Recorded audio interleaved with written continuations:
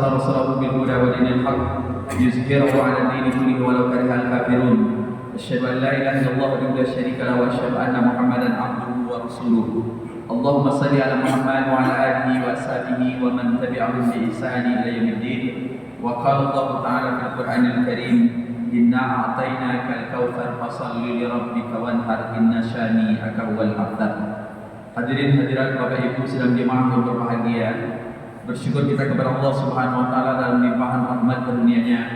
Siang yang berbahagia ini Allah masih anugerahkan kita umur yang panjang, badan yang sehat, diberikan kesempatan dan kekuatan untuk kembali hadir di masjid yang kita cintai ini, dan mudah-mudahan tentunya seluruh amal ibadah yang kita lakukan diterima oleh Allah Subhanahu wa taala. Salawat dan salam tercurahkan pada baginda alam Nabi Muhammad sallallahu alaihi wasallam. Allahumma salli ala Muhammad. Mudah-mudahan tentunya dengan senantiasa bersalawat kepada beliau, kita termasuk di antara bagian orang-orang yang mendapatkan syafaatnya.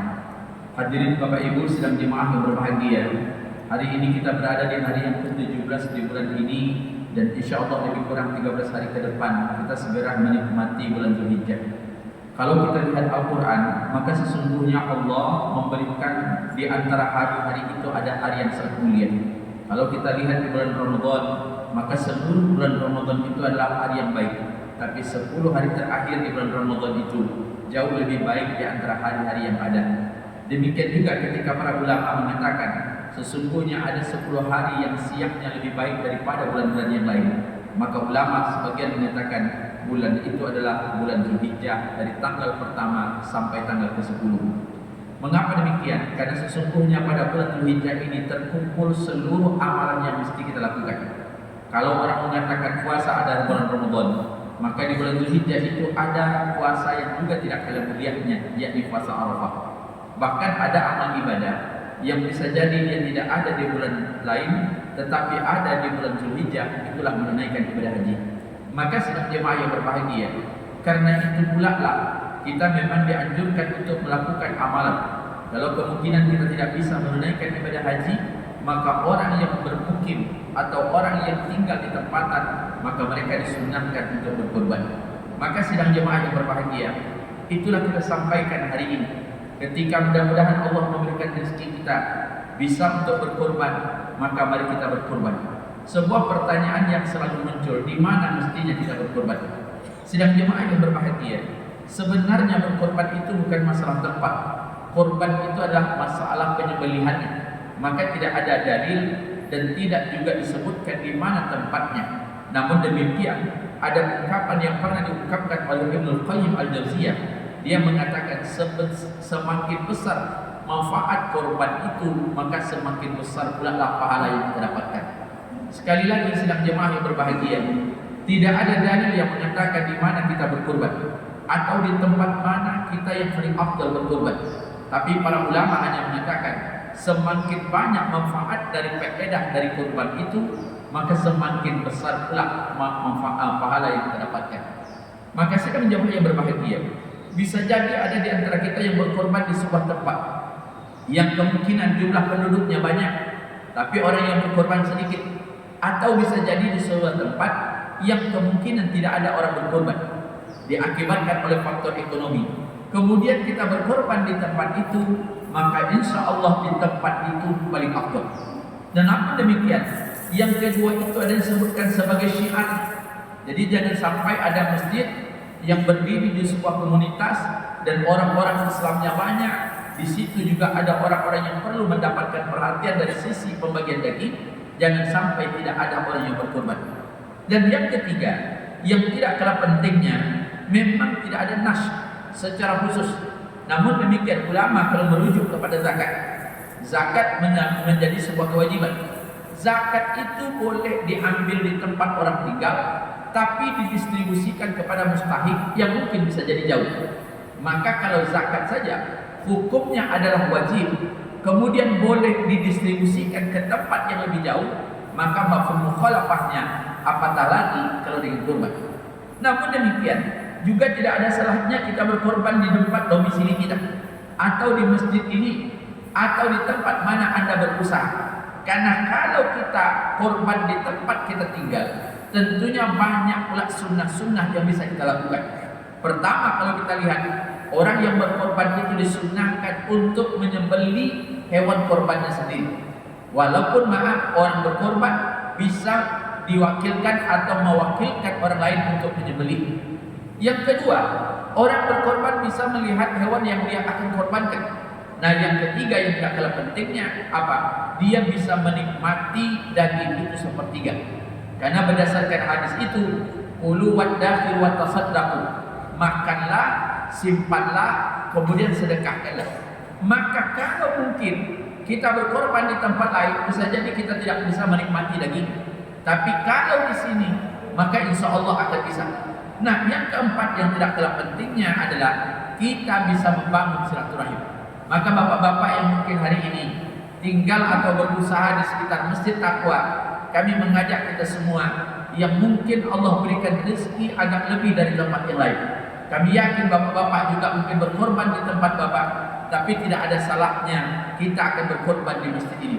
Karena satu hal, bahwa daging korban yang banyak kita nikmati di masjid ini lebih banyak kita distribusikan kepada tempat yatim piatu, sehingga mereka-mereka yang tentunya mendapatkan perhatian tetap menjadi prioritas bagi kita.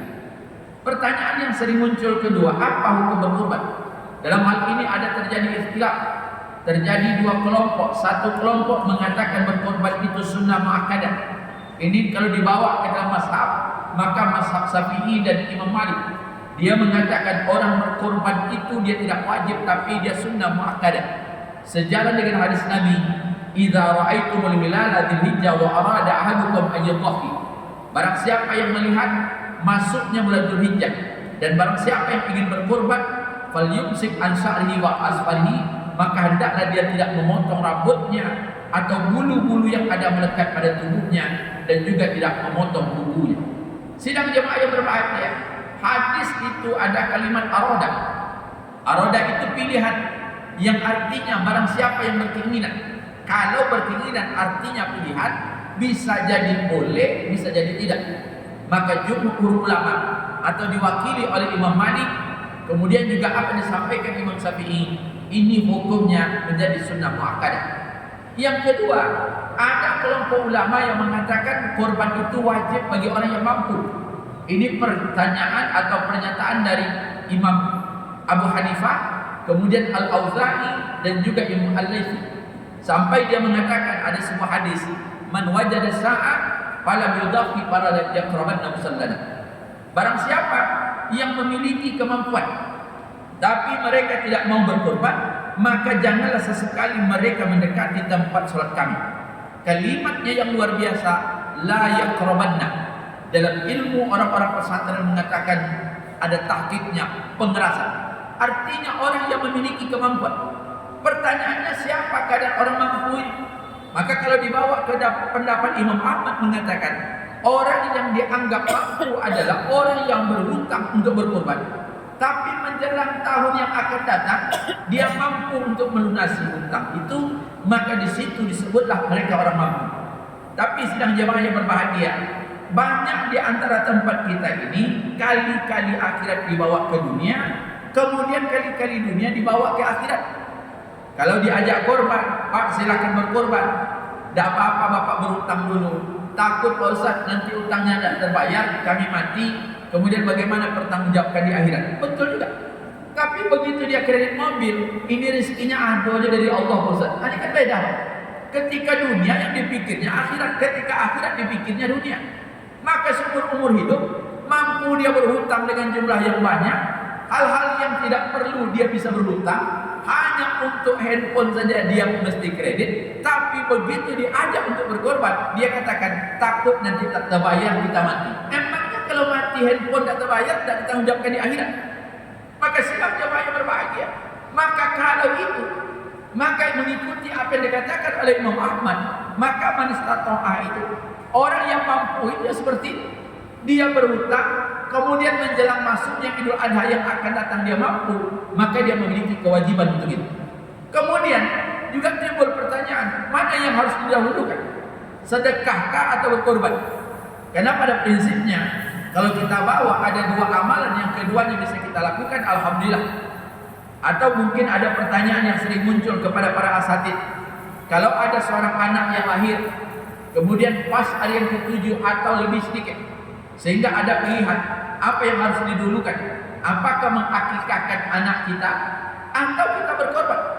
Kalau kita berkorban, bisa jadi tidak akan mampu kita akikah. Tapi kalau akikah, bisa jadi kita tidak mampu untuk membayar korban. Maka para ulama dalam hal ini membagi amal itu menjadi dua.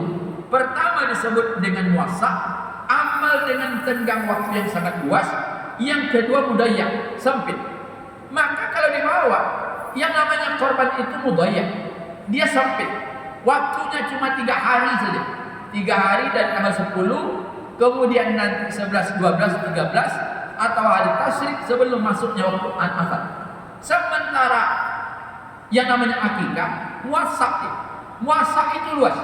Orang akikah boleh hari ke-17, boleh hari ke-7, ke-14, 21. Bahkan ulama mengatakan selama anak itu belum balik atau sampai balik, maka masih kita boleh untuk mengakikahkan. Namun demikian sidang jemaah yang berbahagia, kita juga tidak menutup perbedaan ulama. Apakah bisa seseorang berkorban sekaligus dia berakikah? Artinya ada orang membawa kambing, kemudian dia katakan ini korban kami, tapi sekaligus ini adalah akikah kami. Ini akan terjadi perdebatan pendapat, termasuk dari kalangan Syafi'i dan Abu Hanifah. Imam Syafi'i mengatakan maqasidus syar'inya berbeda. Orang yang akikah itu berbeda dengan orang korban. Orang korban itu bisa pahalanya untuk satu keluarga, sementara akikah itu syukur atas anaknya lahir. Maka Imam Syafi'i mengatakan tidak sah kalau ada orang berakikah tapi sekaligus niatnya adalah berkorban. Tapi Imam Abu Hanifah mengatakan boleh. Mengapa demikian? Karena kedua-duanya sama, taqarrub kepada Allah, untuk mendekatkan diri kepada Allah. Maka sidang jemaah yang berbahagia, karena mendekatkan diri kepada Allah tujuannya sama, maka Imam Abu Hanifah mengatakan orang berakikah sekaligus niatnya berkorban, maka itu dianggapnya boleh. Tapi kalau dibawa kepada secara pribadi, saya lebih cenderung pendapat Imam Syafi'i, karena tadi dikatakan maqasidnya atau tujuan dari syariat itu akan berbeda. Nah, yang tidak kalah pentingnya sekali lagi, sidang jemaah yang berbahagia, mari kita sama-sama berkorban. Entahkah di masjid ini kami persilahkan, atau mungkin di tempat tuan-tuan. Karena hari ini kita yakin bahwa dalam rilis yang disampaikan BPS itu, orang Indonesia termasuk orang yang sedikit memakan daging di kawasan Asia Tenggara. Maka model itu awak Bapak agak pendek-pendek, ketek mungkin gara-gara itu. Maka kemarin Bapak mungkin mendengarkan ada keinginan Kementerian Agama meminta fatwa kepada Arab Saudi. Boleh tidak orang yang menunaikan ibadah haji tapi kambingnya dipotong di Indonesia? Karena haji orang Indonesia itu sesungguhnya lebih dominan melakukan haji tamattu. Satu di antara haji tamattu itu syaratnya menyembelih kambing. Tahun ini orang yang naik haji yang reguler itu 211.000 orang, ditambah plus yang hampir mendekati 8.000, kemudian ditambah petugas 447 orang. Artinya orang yang menunaikan ibadah haji tahun ini diperkirakan jumlah mereka di antara 213.000 orang. Itu kalau kambingnya banyak, coba bayangkan berapa banyak kambing. Kalau 220.000 saja dibagikan dengan sapi, per 7 orang 1 ekor sapi, maka kalau kita kali-kalikan, maka setiap tahun begitu pergi menunaikan ibadah haji, maka orang Indonesia menyembelih sapi atau kambing di Arab. Kalau sapinya, maka mereka diperkirakan 37.000 ekor. Berapa duitnya itu? Insya Allah beli salah lauk banyak. Maka apa yang diinginkan oleh Kementerian Agama? Boleh tak orang haji itu tamattu itu kambingnya disembelih di Indonesia? Maka ini sekarang proses meminta fatwa. Tapi kalau kita tengok keputusan MUI itu tak boleh. MUI mengatakan Nabi Muhammad saja dari Mekah ke Madinah dengan rentang jarak yang begitu dekat, dia membawa kambingnya tapi disembelih di Mina. Tapi ulama mengatakan boleh disembelih di Mina, tapi dagingnya boleh disebarkan ke daerah-daerah. Jadi boleh saja kita nyembelihnya di Arab, tapi dagingnya boleh dibawa pulang atau dibagikan ke Indonesia. Tapi kalau model gini caranya, awak sembelih di Mina, kemudian dibawa ke Pekanbaru, insya Allah mahal balik aku daripada kubur. Iku menyanyi namanya. Inilah yang sedang dipatwa. Kita mohon saja nanti mudah-mudahan ada keputusan, karena memang begitu banyaknya kambing yang disembelih. Itu baru orang Indonesia. Jamaah haji itu ada 3 juta orang. Jadi setiap tahun kalau mereka hitam matuk saja, anggap sajalah 3 juta orang, 3 juta ekor kambing. Masya Allah, bagaimana banyaknya daging. Maka mungkin itu pula akibatnya orang-orang Arab itu agak pemarah, udah gitulah. Awak ini kan lembek-lembek Pak. Korupsi negara kita diam aja Pak. Karena banyak makan sayur, asam urat banyak. Dagingnya kurang. Mudah-mudahan sekali lagi silakan bapak-bapak nanti berkorban. Panitia menyiapkan sampai hari ini baru 2 ekor. Mudah-mudahan sampai di akhir nantinya tidak pun lebih banyak. Mudah-mudahan seperti tahun kemarin lebih kurang 7 atau 8 ekor. Mudah-mudahan ada manfaatnya. Assalamualaikum warahmatullahi wabarakatuh.